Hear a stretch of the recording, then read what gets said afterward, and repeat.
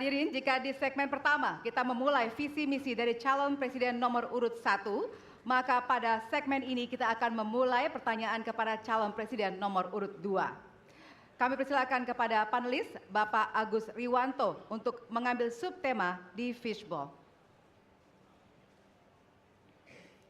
Kami persilakan Pak Agus. Silakan diperlihatkan kepada kita semua tema yang terdapat di dalam bola.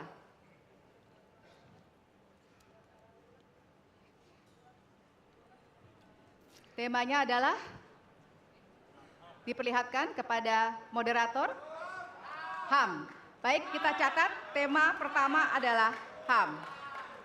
Baik, kami persilakan selanjutnya kepada panelis Bapak Ahmad Taufan Damadik untuk bisa mengambil pertanyaan dari fishbowl. Baik, bolanya bisa ditunjukkan, Pak. Oke, huruf A, artinya itu adalah amplop A untuk hak asasi manusia. Baik, pertanyaan hanya akan dibacakan satu kali. Pertanyaan untuk calon presiden nomor urut 2 adalah tema HAM, huruf A. Saya akan buka amplopnya Bapak Ibu sekalian, masih disegel.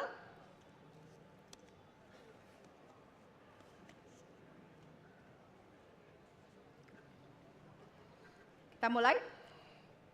Beberapa tahun terakhir, tren kekerasan meningkat di Papua. Sementara masalah keadilan dan HAM masih belum terselesaikan sehingga konflik terus berlanjut. Pertanyaannya, apa strategi yang Anda akan siapkan untuk menyelesaikan masalah HAM dan konflik di Papua secara komprehensif? Waktu menjawab 2 menit dimulai dari sekarang. Masalah Papua adalah rumit karena di situ terjadi suatu gerakan separatisme. Dan gerakan separatisme ini kita sudah ikuti cukup lama. Kita melihat ada campur tangan asing di situ. Dan kita melihat bahwa kekuatan-kekuatan tertentu selalu ingin Indonesia disintegrasi dan pecah. Untuk itu memang masalah hak asasi manusia itu menjadi sesuatu yang harus kita utamakan, dan diantaranya juga kita harus lindungi seluruh rakyat Papua, karena di situ kelompok teroris sekarang itu menyerang orang-orang Papua sendiri, rakyat yang tidak berdosa, perempuan, orang tua, anak kecil yang tidak bersenjata diteror oleh kelompok teroris separatis ini. Jadi rencana saya pertama adalah tentunya menegakkan hukum, memperkuat aparat-aparat di situ, dan juga mempercepat pembangunan ekonomi. Dan Presiden Joko Widodo adalah Presiden di Republik Indonesia yang paling banyak ke Papua. Paling banyak ke Papua. Kalau tidak salah sampai hari ini beliau sudah lebih dari 19 kali ke Papua. Dan peningkatan pertumbuhan ekonomi di bawah pemerintah Pak Jokowi yang paling pesat, yang paling tinggi selama sejarah Republik Indonesia. Jadi yang saya katakan, saya akan lanjutkan, kita harus membawa kemajuan ekonomi, sosial, services yang terbaik untuk rakyat Papua, melindungi rakyat Papua dari keganasan para separatis dan teroris, dan menjamin penegakan hak asasi manusia. Terima kasih. Baik. Dan selanjutnya, ya, hadirin harap tenang, ya. Kita lanjutkan. Baik, kami persilakan kepada calon presiden nomor urut 3 untuk menanggapi jawaban dari calon presiden nomor urut 2. Waktu Anda 1 menit, Bapak, dimulai dari sekarang. Terima kasih, tapi menurut saya rasanya tidak cukup, Pak Prabowo. Karena dialog menurut saya menjadi sesuatu yang penting. Agar seluruh kekuatan yang ada di sana, seluruh kelompok yang ada di sana bisa duduk bersama untuk menyelesaikan itu. Itu menurut saya roots masalahnya. Pertanyaan saya simpel saja. Apakah Bapak setuju dengan model dialog yang saya tawarkan itu? Terima kasih. Saya setuju. Terima kasih. Baik, Baik. Bapak Jadi penulis, Prabowo, saya kita mau tahan jawab. dulu. Saya mau karena jawab. Waktunya Bapak merespon nanti setelah mendengarkan jawaban ataupun tanggapan dari paslon nomor Ya. 1. Atau terima kasih atas pengertiannya. Harap tenang, harap tenang, harap tenang hadirin, kita akan lanjutkan. Baik, selanjutnya kita akan lanjutkan dengan mempersilakan calon presiden nomor urut 1 untuk menanggapi jawaban calon presiden nomor urut 2. Waktunya 1 menit dari sekarang. Masalahnya bukan kekerasan. Karena ketika bicara kekerasan di Jakarta aja ada 3 pandangan. Ada yang menganggap ini terorisme, ada yang menganggap ini separatisme, ada yang menganggap ini kriminal. Di kita aja di Jakarta ada perbedaan pandangan. Apa masalah utamanya? Masalah utamanya adalah tiadanya keadilan di tanah Papua. Itu masalah utama. Oke? Jadi tujuannya bukan semata-mata tentang mentiadakan kekerasan. Karena damai itu bukan tiada kekerasan, damai itu ada keadilan. Itu prinsip utamanya. Nah, jadi caranya bagaimana? 1, atas semua peristiwa pelanggaran HAM yang terjadi, dilakukan tindakan penyelesaian hingga tuntas. Oke?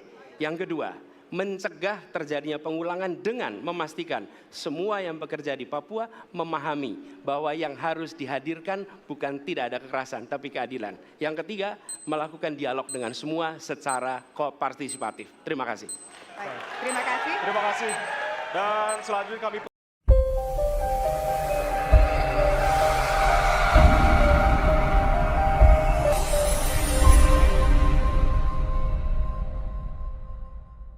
persilakan kembali kepada calon presiden nomor urut 2 untuk merespon tanggapan dari kedua calon presiden lainnya, dan waktu Anda 1 menit Bapak, dimulai dari sekarang. Benar, saya sangat setuju. Kita harus ada pendekatan dialog. Benar, ya. Dan saya juga setuju. Harus. Tunggu dulu, aku mau jawab.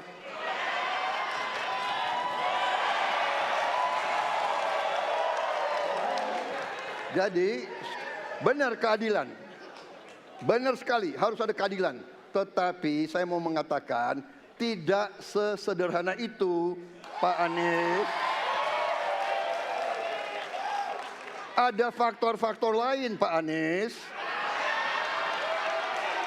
Ada faktor geopolitik, ada faktor ideologi. Inilah yang masalahnya tidak gampang, ya. Tetapi saya pendapat kita harus tegakkan keadilan. Kita harus dialog. Ini masalah bangsa. Ini harus kita, semua kekuatan harus kita rangkul. Baik, waktu habis Bapak. Waktu habis Bapak. Terima kasih. Hadirin harap tenang. Baik, Hadirin harap tenang, kita akan Ya. lanjutkan. Hadirin harap tenang, kita akan lanjutkan. nanti kita akan kasih kesempatan untuk memberikan apresiasi kepada para calon presiden. Baik, selanjutnya kita akan beralih ke pertanyaan untuk calon presiden nomor urut 3. Kami persilakan kepada panelis Bapak Al Makin untuk mengambil subtema di fishbowl. Kami persilakan kepada panelis.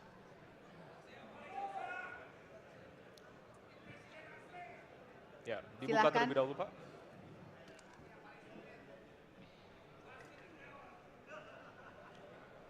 Diperlihatkan kepada moderator dan hadirin pemerintahan Dan peningkatan pelayanan pelayanan publik. publik. Baik. Dan selanjutnya kami persilakan kepada panelis Bapak Bayu Dwi Anggono untuk mengambil pertanyaan dari fishbowl. Kami persilakan, Pak.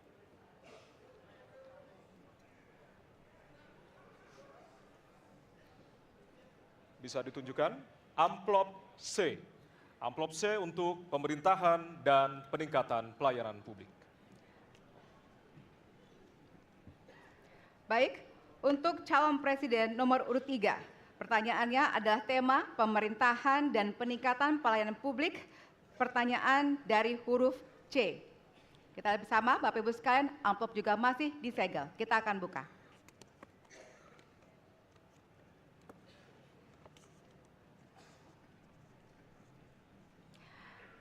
Indeks pelayanan publik di Indonesia stagnan. Sementara Undang-Undang Pelayanan Publik menghendaki persamaan pelakuan dan memperhatikan kepentingan khusus kelompok rentan, perempuan, anak, dan disabilitas. Pertanyaannya, apa program strategis Anda untuk meningkatkan kualitas pelayanan publik yang berkeadilan? Waktu 2 menit dimulai dari sekarang. Kebetulan saya punya pengalaman 10 tahun menangani soal ini. Mengajak mereka berpartisipasi sejak awal, satu, menghadirkan dalam setiap musrenbang kelompok perempuan, penyandang disabilitas, anak-anak, kelompok rentan yang lain termasuk orang tua. Kenapa? Agar pengambil keputusan mereka aware, mereka peduli apa yang mereka rasakan. Kesetaraan dalam perencanaan pembangunan itulah yang kita harapkan bisa merepresentasikan apa yang mereka harapkan. Sehingga fisiknya kalau bangun mereka paham mana yang akan menggunakan sehingga tidak ada lagi protes pada soal itu. Kedua, dari sisi aparaturnya mesti ada kontrol publik. Maka kalau saya membuat pengalaman kami membuat lapor GUP sebagai satu ruang kompleks